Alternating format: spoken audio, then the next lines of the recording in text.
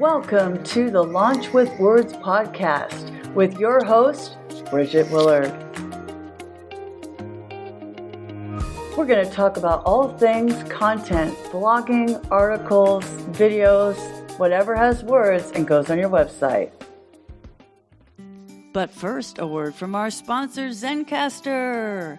I use Zencaster because it takes the headache out of producing podcasts. Who has time to edit in GarageBand all day long? I don't. We have a podcast to get to. Zencaster is an all-in-one podcast production suite that gives you studio quality audio and video without needing all the technical know-how or equipment. Hello. It records each guest locally, then uploads crystal clear audio or video tracks right into the dashboard, so you have high quality raw materials to work with that you can download individually. But then, my favorite feature, they run the production and transcripts. Hello, SEO. With my promotional code, Zencaster will give you 30% off for 3 months of their professional plan, the one I use. Plus, the hobbyist accounts are always free. So what have you got to lose? You only have time to gain and an audience to entice with your professionally produced podcast on Zencaster. That's Zencaster, no E-R, because it's not a headache. So what do you have to lose? Not much, just extra audience members. What's the promo code? Launch with Words 0. Launch with Words 0. No spaces. So go to zen.ai/launch with Words 0. That's zen.ai/launch with Words 0. Why are you making podcasting hard? Zencaster is the studio producer you always wish you had, but you don't have to take him to lunch and laugh at his jokes. Thanks for listening, and thanks for sponsoring Zencaster. Back to the show. Hey, thanks everyone for tuning in. Season 2, Episode 4 with my friend, writer, SEO consultant, and kayaker, Robert Nissenbaum. Welcome to the show, Robert. So, it might be that you're muted. It happens. Oh, there we go. I wasn't muted a few minutes ago. Hey, it happens. This is technology is not always the easiest thing, but we live with it. It's working for us. Remote working, writing. Hey, can you tell a little bit about yourself and what motivates you to the audience? From a writing perspective, I've been writing for 30 some odd years. I've been published forever in some form or another. First real thought as to this being something I was good at was back in college. So would have been like 87, where I first weekend on campus ended up reading something and was like, oh no, and sent a quick letter to the editor to the school newspaper, was immediately asked to start writing for him. And just kind of went from there. Nice. So you've been writing a lot for your clients and small businesses for a long enough amount of time that we probably shouldn't be telling people, but it's definitely longer than me. And what do you think small business owners kind of miss when it comes to content on their website? They're not putting any on it. I mean, I mean, they're just missing it altogether. Concisely put by Robert Nissenbaum. Thanks for watching, everyone. No, for real, because people talk to me a lot about launch with words and duplicate content. I'm like, you know what's worse than duplicate content? No content. Exactly. Waka, waka, waka. So, and I think they get worried about saying the same things over and over again, or having repeated sections on websites. Google doesn't necessarily penalize you for having the same content in multiple places, as long as it's all perfectly verbatim. Yeah. You're going to be more penalized for not having anything up there, right? Exactly. I've done a few experiments with websites, even mine. I haven't written anything in 2 years, and basically it just drops off the face of the earth if you don't. Um, Yeah. and even if it's not great content, content alone added on a regular basis will improve ranking. Yeah. So it really is, like I said, it's getting as much content out as you can. I know, even for my blog, and I've been spending more time on this podcast and writing my Launch with Words blog posts that don't go on my website, and my traffic is terrible right now. Well, and And that's exactly what happens. I have high quality articles, but I haven't been giving that cadence. So, like, why is that important? Like, can you explain why it's an important ranking factor? yeah, so think about adding content as, and I like to look at this from like perspective of a leading scientist sort of thing, right? If I'm the foremost leading expert in my field and I suddenly disappear off the face of the earth for 2 years, I don't write anything, I don't publish anything, I don't do anything. Um, do you know if I'm still an expert in what I do? I could be out in a hermit in the middle of the woods and haven't looked at a scientific book for those 2 years. You wouldn't know that I'm still doing research and everything else on the side. And as things change and as, um, data changes and we get new information out there, you have to keep up with this stuff. And if there's no indication that you're keeping up with what you're doing, you're going to fall off rankings because everything is about credibility and authority. And if you're not writing, if you're not putting out information and you're not demonstrating that, you're not going to rank. Exactly. I mean, this is how I met you when I was writing for Riggins Construction back in 2009, because the reason why I did is I wanted people to know we were still in business because everybody was shuttering their doors around us after that housing crisis. Um, when people are looking at your website and you haven't published anything, if they even find your website and you haven't published anything, that's kind of a problem. But what about, like, the validation part? Like, so discovering that business, the discovery and validation are two sides of the same coin in lead generation and word of mouth, right? So when you found a business, right? Because so and so Allison told you to hire this roofing company. You go to their website and it's not answering any of your questions. Well, and that becomes a big thing. There's this level of, people, it's like we used to turn around, and I remember my mom would just turn around and call up her friends and say, "Hey, who do you recommend for this? Who do you do for this?" And she'd get off the phone and make a phone call to that business. Even now, the same thing on social media. People will recommend 3 and 4 and 5 different businesses, but that doesn't mean anybody's going to simply just call them right away. What I tend to find is that people will do their own due diligence once they have that recommendation. They're going to go over to a website. They're going to look up their social media profiles. They're going to look for something that validates what they've just been told. Great, my best friend told me this and hired this company, but I go to their website and it doesn't look like they've been in business for 10 years. I don't think so. Right? If it doesn't look like they can actually do what I'm asking for, what my friend recommended them for, I'm going to be leery about hiring them. I've had roofing companies do the same thing. Well, if they specialize in flat roofs and that's what they're being recommended for, but there's no content on their website showing anything that they know what they're doing about flat roofs or with them, I'm probably not going to hire them. I at least Right. at least give me something that says you understand my problem. Yeah, I mean, it'd be like going into a bank. I remember the first time I went to a Chase branch that didn't look like a bank anymore. I want the tellers. I want the teller windows. I want to see the vault. Otherwise, it looks like a storefront that's for money laundering. Like there's a trust issue. I never forget. I walked in there. I was like, and there's just people like you see them at desk, and there's like these little kiosks for ATMs, and I'm just going, is this a bank? Right. And even my credit union down the street, Credit Human, they don't have tellers like that. They're not all lined up. And I just go like, "Can I deposit money here? I mean, what is happening?" There's a trust factor.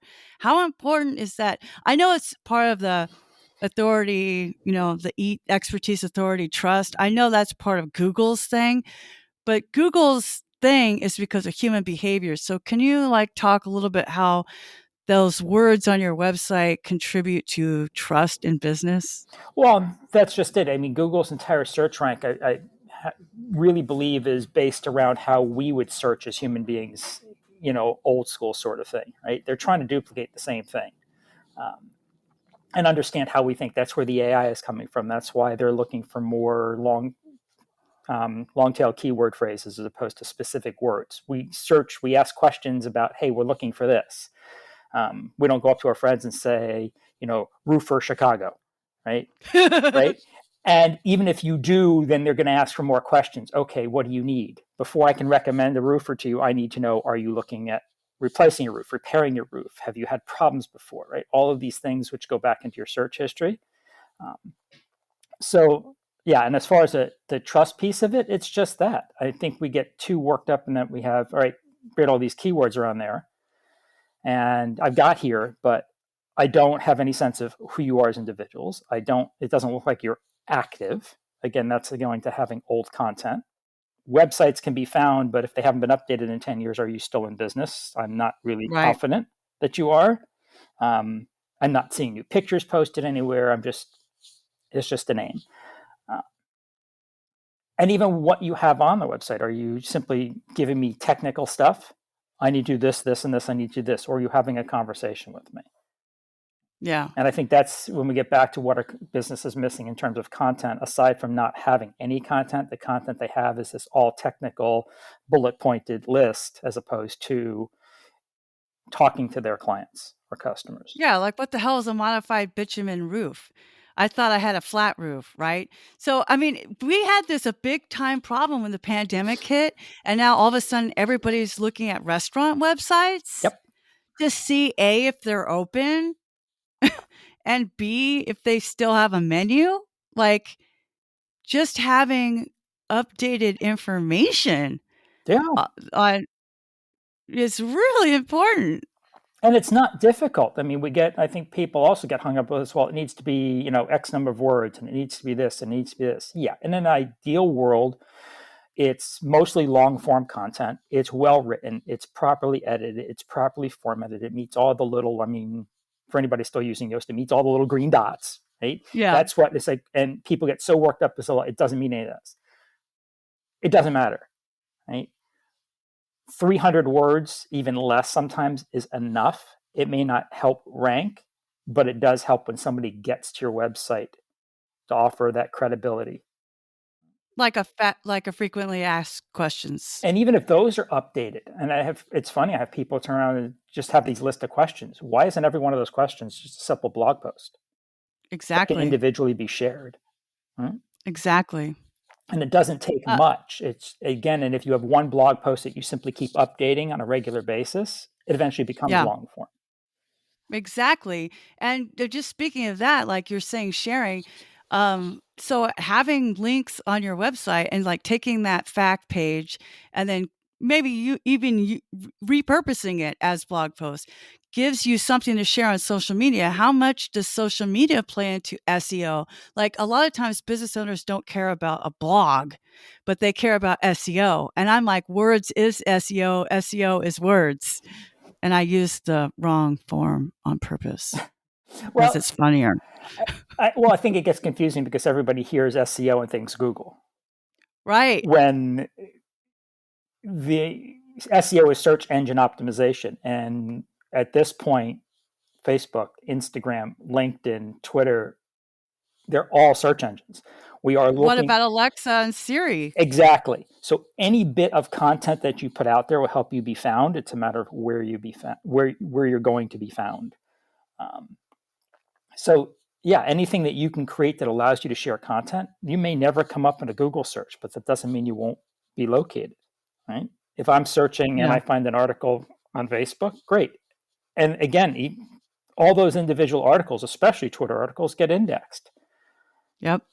So anything you can create that's shareable is perfect. I mean, and I think at this point, most people don't read full long form articles anyway. No, because you're sitting there watching a movie and you're like, dang, how old is Jerry Seinfeld? And you go, hey, Alexa, how old is Jerry Seinfeld? You just want the answer. Yep. And so I think we get this way. So if I can't do these long form articles, I don't have this time, I don't have it, don't put out anything. Yeah. I think half of my articles I've started writing on my personal website have really been just these short little micro blogs. There'll be 300, 400 words. It's just a topic I can't really do anymore. It's fine. Yeah. Mm-hmm. So when a small business owner is like, okay, fine, Bridget, okay, fine, Robert, I get it. I need to have words. I don't have time for this crap. I need to hire somebody. How do they find somebody that actually, like, we know a writer is not a writer is not a writer. Okay. You don't want somebody who wrote their thesis for a PhD. That's not writing for the internet. How do these small business owners go about finding a writer? Other than doing their own search. Yeah. I mean, what's a way to find, for example, I could, Betty could tell me about this roofing company, like you were saying, but if I want it for my commercial property and they don't do that, right? Or vice versa. Like, we used to get a lot of people coming to us for apartment communities and we don't do them, So it's like, there's, just because it's a roofer or just because it's a nail salon, maybe they don't do dipping. Maybe they only do shellac, right? So, one of the easiest things is if you're that serious, is even a basic search. The idea is that as writers, if I can't write something for somebody, if I don't have that skill set, if it's not something I would normally do, I'm going to refer somebody else out.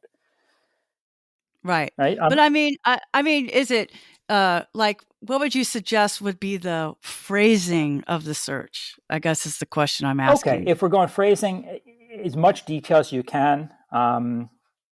Content writer for, and the type of article you want. It's a technical article. Yeah. It's or even an industry you're in. Yeah, right? Content writer for nail salons, or for sustainable based businesses, or environmental based, or the more information you can put into that search parameter to pinpoint what you're looking for, the more likely you'll get a close match. And then anybody at that point, send an email. Right? Once you reach a contact page, reach out. If it's something they're unable to deliver, they're probably tapped into somebody who could deliver it. Yeah. Content writer, that's a perfect phrase, because only copywriters are going to use that to describe themselves. Right. Right. You're not looking for somebody to write your college essays on the down low in a Reddit. Well, maybe you are, but I'm not saying it exists, but it exists. So, well, that's funny, but it actually, I know people have done that. Yeah. Not me. No. I just have a bachelor's degree. So, are there any writing tools that you would recommend for small business owners to kind of help them get this stuff right? I mean, I know there's not a lot of grammar Nazis out there, and people don't even read on the internet; they scan. But what are some tools you would suggest? I think the biggest one is just write. Yeah. Right? Don't worry about what it says. And it doesn't matter how organized or whatever it seems to be. Just write it. Once it's on paper, it becomes much easier to edit and play with. And hey, that doesn't sound right, and we'll actually reword it, even without a whole lot of skill. And the other thing is to stop using specific words that you always use. Yes. Mm-hmm. Find another word or phrase or a way to say something, so you're mixing that piece of it up. I mean, I've written articles where it's like, okay, don't use certain words or don't use certain letters in writing. Right? If you can't write a 100-word paragraph without using the letter A, sort of thing. Right? Yeah. I was reviewing your tweets just to get my head back into the Robert Nissenbaum world, and you hit the 2 points I was hoping you would hit, which is, if you use your jargon, define it. Right. And write every day. And I believe it was you who showed me that quote from Ernest Hemingway: write drunk, edit sober. Get it out. Get it out of your head. Yeah. Because Grammarly can always help you, right? There's always, once content's out there, you can actually do something with it. It's kind of hard to work with nothing. Right? Yes. So even if a business owner hires a writer, they're going to need some partnership with the business owner, right? And then they have a couple of options. One of them is to hire somebody to write the articles for them or get them core articles that they can work from. Or otherwise, it's to basically do their own brain dump. Yeah. Send anything you have, anything you can think of on the topic, or if you were just writing this, and then send it to me, send it to you, send it to somebody who can actually do something with it then. Huh? Yeah. Yeah, that's a great tip. Wow. Thank you for your time. How can people find you? How do you want to be found on the internet? The easiest way to find me, the website is tso.media. Okay. And that'll get to my content and writing. Personal website that if people are looking for, which is more of my own writing, and the kayaking stuff that you brought up is going to be it's R Nissenbaum, RNISSENBAUM.com. Awesome. Thank you so much for being on the show. I'm just so excited. You're always full of great ideas and wisdom, practical wisdom, and very concise. Thank you. Appreciate it. You're welcome. Always fun to chat with you. Thanks for listening to Launch with Words, a podcast by BridgetWillard.com. If you like this podcast, why not go ahead and share it with your friends, small business owners, peers, your brother.